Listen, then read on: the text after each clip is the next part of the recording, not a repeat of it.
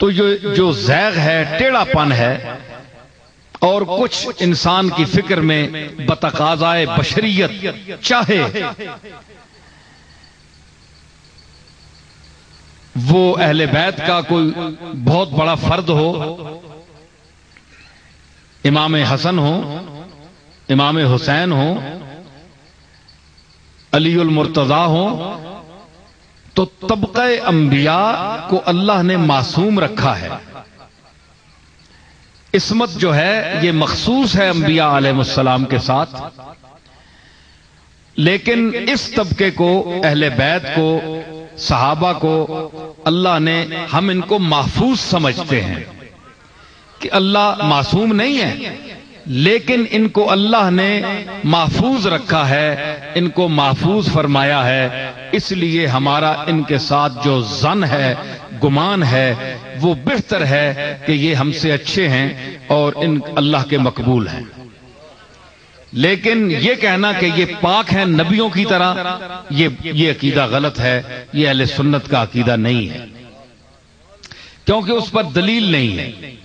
عصمت انبیاء پر تو ہے، لیکن ان لوگوں کے عصمت پر کوئی دلیل نہیں ہے۔ ازواج مطہرات بھی جو ہیں وہ محفوظات ہیں، معصومات نہیں ہیں، محفوظات ہیں۔ دیکھیں نا، وَمَن يَأْتِ مِنكُنَّ بِفَاحِشَةٍ مُبَيِّنَةٍ يُضَاعَفْ لَهَا الْعَذَابُ ضِعْفَيْنِ وَكَانَ ذَلِكَ عَلَى اللَّهِ يَسِيرًا۔ اگر امکان گناہ نہ ہوتا تو اللہ نے فرمایا کہ اے نبی کی بیویوں، اگر تم میں سے کسی نے فحشہ کام کیا تو امت کے لوگوں کو ایک بدلہ دوں گا اور تمہیں دو، اس لیے کہ تم رسول کی بیوی ہو اور ایسا کام کیوں کیا ہے۔ امکان گناہ نہ ہوتا تو اللہ کیوں فرماتا؟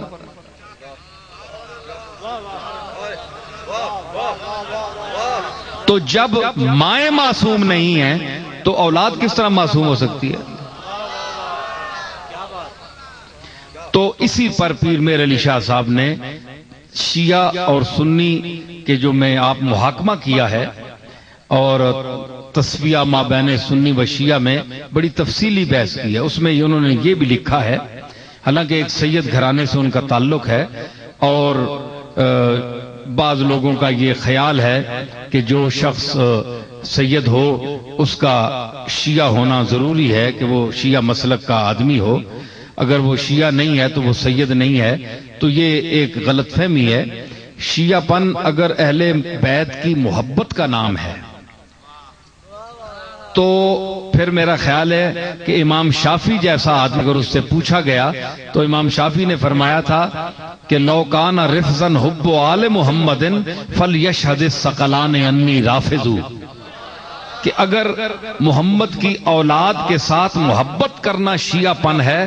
تو جن اور انسان کو شافعی گواہ بنا کر کہتا ہے کہ شافعی جو ہے رافضی ہے، شافعی جو ہے شیعہ ہے۔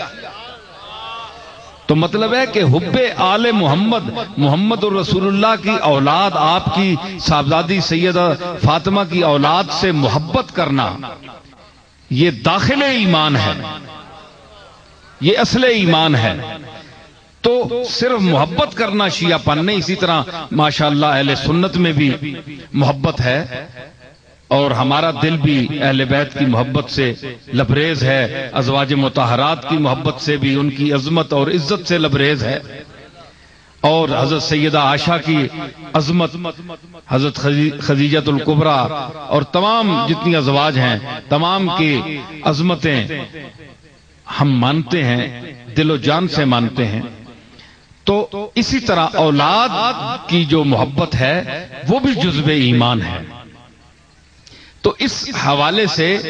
اگر کوئی اہل سنت کو یہ کہے کہ ان میں شیعہ پن زیادہ ہے تو یہ ان کی غلط فہمی ہے۔ محمد اور آل محمد سے محبت کرنا یہ شیعہ پن نہیں ہے،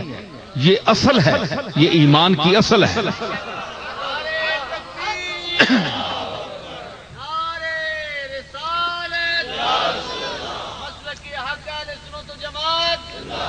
تو اس میں میں ذرا آج اور انداز سے آپ کے سامنے گفتگو کر رہا ہوں، اور یہ اس دور کا تقاضا ہے اور مجھے ضرورت ہے اس موضوع پر بولنے کی۔ تو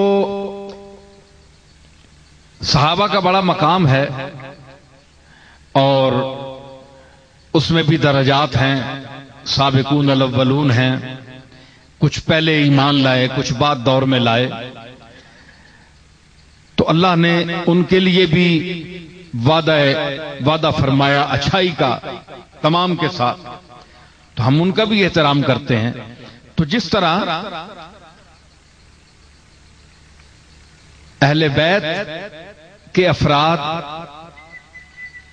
ازواج مطہرات اور اولاد رسول یہ جب معصوم نہیں، اور حضرت پیر میر علی شاہ صاحب نے یہ لفظ لکھے کہ یہ نہیں ہو سکتا کہ ان سے کوئی خطا نہیں ہو سکتی،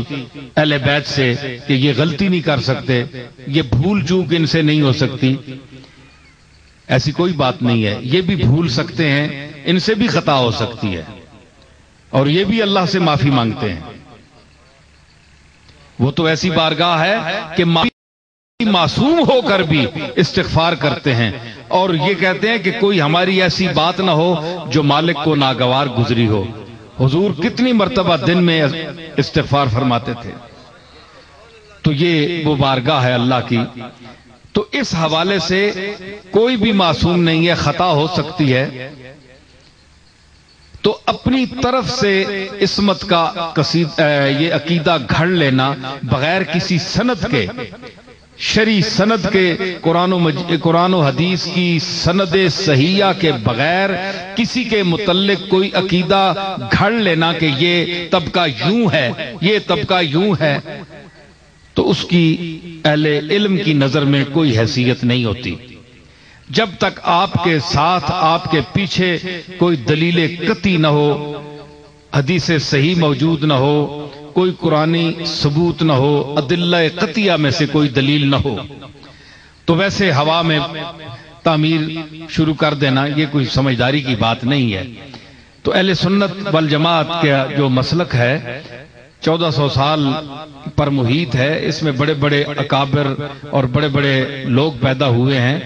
تو یہ مسلک بڑی چھان پھٹک کے بعد،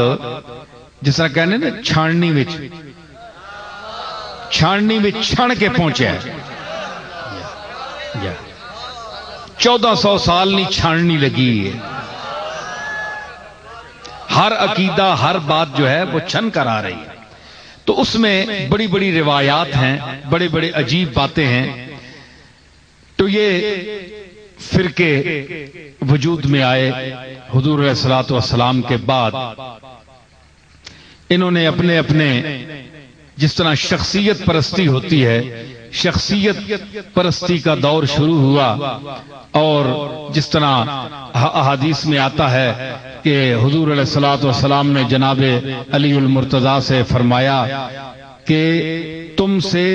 جو بغض کرے گا وہ منافق ہوگا، اور جو حد سے بڑھ کر تجھ سے محبت کرے گا، جس میں اس کا دوسروں کے ساتھ لحاظ نہیں کرے گا، میرے صحابہ کا یا اور شریعت کے احکام کا، وہ بھی جو ہے وہ بھی نجات نہیں پائے گا، وہ طبقہ وہ بھی خسارے میں رہے گا۔ یہ حضرت علی کے لیے حضور نے خصوصاً فرمایا تھا، اور تمام حدیثوں کتب حدیث میں یہ حدیث موجود ہے۔ تو یہ اس دور میں ہی یہ شخصیت پرستی، آپ کو پتہ ہے کہ لوگ جو ہیں اپنے مفادات کے لیے شخصیتیں چن لیتے ہیں کہ دنیا کا فائدہ ہمیں کس سے ہے، دین کا فائدہ ہمیں کس سے ہے۔ تو انسان یہ آج کا انسان نہیں ہے، یہ انسان بہت دور سے چلا آ رہا ہے، اور بڑے دور سے چلا آ رہا ہے۔ آدم سے شروع ہوا، آج تک پہنچا ہے، آپ دیکھیں اس نے کتنی ترقی کی ہے، اس میں کتنا اس کا علم ہے، یہ آپ کے سامنے ہے سب کے۔ تو آپ یہ کہیں جناب کہ ہم جو ہیں اس دور میں ہمارے انسانوں کے جو تقاضے ہیں وہ کچھ اور ہیں، پچھلے جو تھے وہ ہمارے جیسے انسان نہیں تھے، وہ ہمارے جیسے ہی انسان تھے، صرف ان کو رسول اللہ کی صحبت اور زیارت نے ان کا رتبہ بلند کر دیا۔ حضور کی وجہ سے ہم نے اہل بیت کی بھی محبت کرنی ہے، عزت کرنی ہے، اور صحابہ کا بھی خیال رکھنا ہے۔